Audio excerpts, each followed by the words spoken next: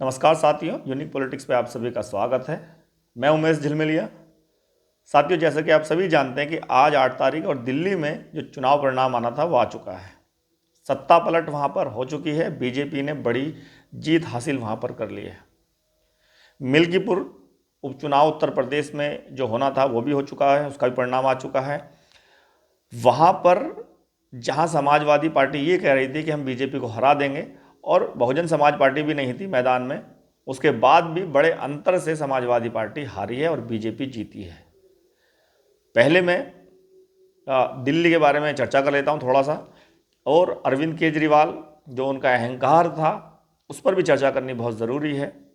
और जो इंडिया गठबंधन इन लोगों ने बनाया था, तो वो इंडिया गठबंधन की सच्चाई वो अब सामने आ रही है। देखिए, दिल्ली में 4 मुख्य पार्टियां थीं, जिसमें से 2 पार्टियां फाइट में दिखाई जा रही थी, बीजेपी और आम आदमी पार्टी। बीजेपी लगातार 3 बार से वहां जीत रही है। 10 सालों से आम आदमी पार्टी की वहां पर सरकार है।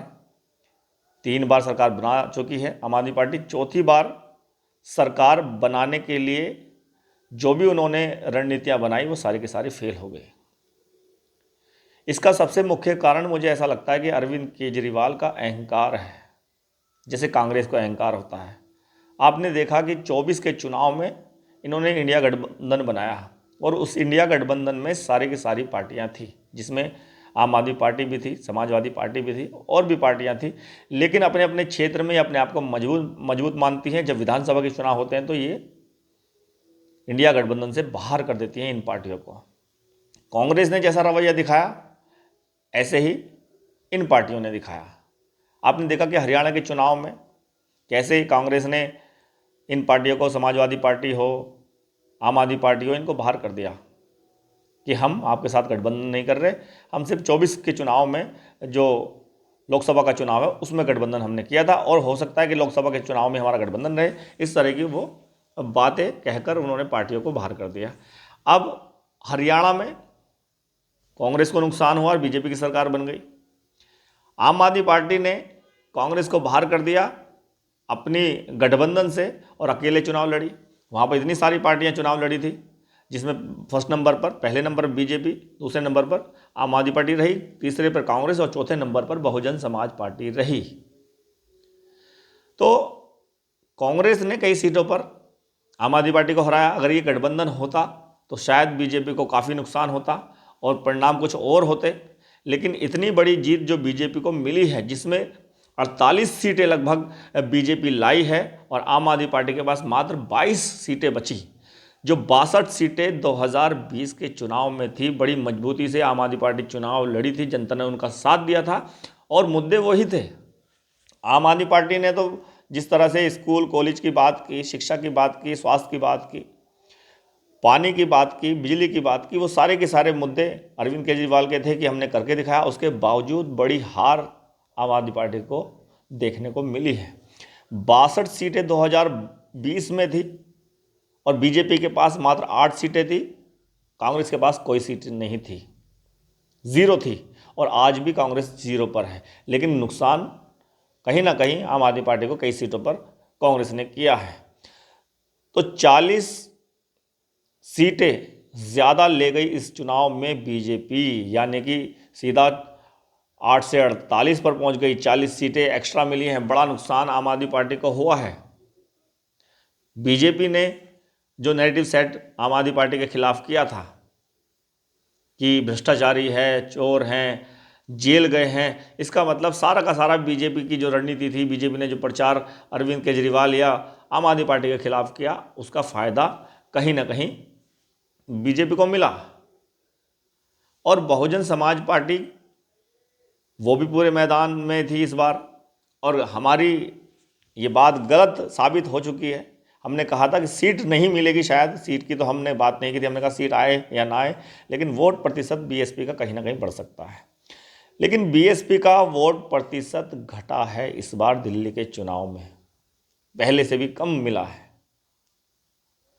तो बीएसपी को अपनी रणनीतियों में चेंज करना पड़ेगा, बदलाव करने पड़ेंगे, और बदलाव लगातार कर रही हैं। लेकिन एक बदलाव जिसकी मांग देश की जनता को है, बहुजन समाज के लोगों को है, वो बदलाव ज़रूर करने पड़ेंगे। यानी कि चुनाव में, रैलियों में बीएसपी की जो अध्यक्ष है मायावती जी, उनको भी रैलियां करनी होंगी। आकाश आनंद रैलियां कर रहे हैं, लेकिन उनकी रैली करने से वो फायदा नहीं हो रहा, उनकी जनसभा करने से वो फायदा नहीं हो रहा जो बीएसपी को होना चाहिए। मायावती जी की एक रैली पर ही वोट जो है वो इधर उधर हो जाता है, और मायावती जी का इंतज़ार करते हैं। यानी कि रैलियों में, जनसभाओं में मायावती जी का होना बहुत ही ज़रूरी है। एक बात तो ये है कि बीएसपी को अपनी जो रणनीति है उसमें बदलाव उन्होंने किया है, लेकिन इस तरह के बदलाव करने पड़ेंगे कि खुद भी रैली, खुद भी जनसभा करनी पड़ेगी। और ये जो इंडिया गठबंधन है, ये सही बात है कि ठगबंधन है। सिर्फ बीजेपी को हराने के लिए ये गठबंधन बना रहे हैं। ईमानदारी से ये नहीं चाहते कि बीजेपी को हराया जाए। अगर बीजेपी को हराने की बात होती तो कहीं ना कहीं गठबंधन हरियाणा में भी होता, विधानसभा में इनका, और दिल्ली में भी कांग्रेस का और आम आदमी पार्टी का होता। लेकिन कहीं ना कहीं ये लालची और स्वार्थी लोग हैं, इसी वजह से इनका लालच कहीं ना कहीं हरा देता है, और बीजेपी इनका फ़ायदा उठा लेती है कि ये कहीं ना कहीं जहाँ लालच कर रहे हैं वहाँ पर इनको चोट पहुँचानी चाहिए। तो कितना अंतर हो गया, 62 से मात्र 22 सीटें, 40 सीटें हाथ से निकल गई आम आदमी पार्टी के, और बीजेपी ने वहाँ पर सत्ता हासिल कर ली। जो वादे किए थे 2100 रुपये महिलाओं को देने के, बीजेपी ने भी वो वादे किए, अरविंद केजरीवाल वाले ही सारे के सारे, कांग्रेस ने भी वही वादे करने शुरू कर दिए। तो बीजेपी को कहीं ना कहीं फ़ायदा हो गया। अब वो अपने वादों पर कितने अडिग रहते हैं, उनको पूरा करते हैं नहीं करते, वो बात की बात होगी, लेकिन सत्ता तो बीजेपी ने हासिल कर ली है, और करारी हार कहीं ना कहीं आम आदमी पार्टी को इस बार देखने को मिली है। भले ही अरविंद केजरीवाल ने देश की जनता का धन्यवाद किया, जो परिणाम आए हैं, अपने कार्यकर्ताओं का धन्यवाद किया कि वो बहुत अच्छे से चुनाव लड़े हैं, बड़ी मेहनत की है, बड़ा संघर्ष किया है चुनाव लड़ने के लिए, तो उनका भी धन्यवाद अरविंद केजरीवाल ने किया है, और हार को एक्सेप्ट किया है अरविंद केजरीवाल ने। तो ये तो हो गई दिल्ली की बात है कि दिल्ली में करारी हार आम आदमी पार्टी की हुई है। दूसरी पार्टियों की ज़्यादा चर्चा करनी भी ज़रूरी नहीं है, क्योंकि दूसरी पार्टियां कहीं ना कहीं मीडिया ने भी टक्कर में नहीं दिखाई। लेकिन जो वहाँ पर बहुजन समाज पार्टी चुनाव लड़ी, क्योंकि बहुजन समाज पार्टी का वहाँ पर लगभग 20 से 22% वोट है, और 20 से 22% वोट होने के बाद भी मात्र 1% से भी कम वोट आना, ये बहुत बड़ी बात है। कहीं ना कहीं बीएसपी दूसरे राज्यों में उनको नुकसान हो रहा है। उत्तर प्रदेश में जब बीएसपी चुनाव लड़ती है तो कहीं ना कहीं 1,00,000-2,00,000 लोकसभा के चुनाव में भी वोट मिलता है, बड़ा विधानसभा के चुनाव में भी वोट मिलता है। लेकिन दूसरे राज्यों में जो पहले मिलता था वोट, जो वोट प्रतिशत पहले था, वो घटा, बल्कि उत्तर प्रदेश में भी कहीं ना कहीं नुकसान हुआ है। तो बीएसपी से जो लोग मांग कर रहे हैं, बीएसपी को चाहने वाले, वो ये मांग कर रहे हैं कि कहीं ना कहीं मायावती जी को भी रैलियां करनी चाहिए।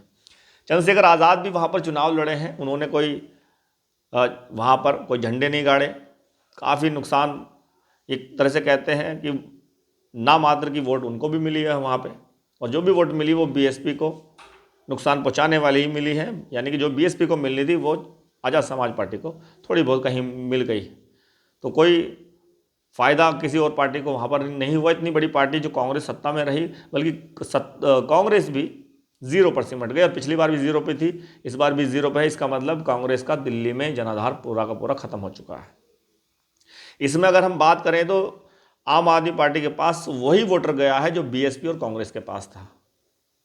एक समय में बहुत बढ़िया वोटर था बीएसपी का वहाँ पे, जब कांग्रेस की सरकार भी आती थी, तो कांग्रेस का वोटर और बीएसपी का वोटर किसके पास गया?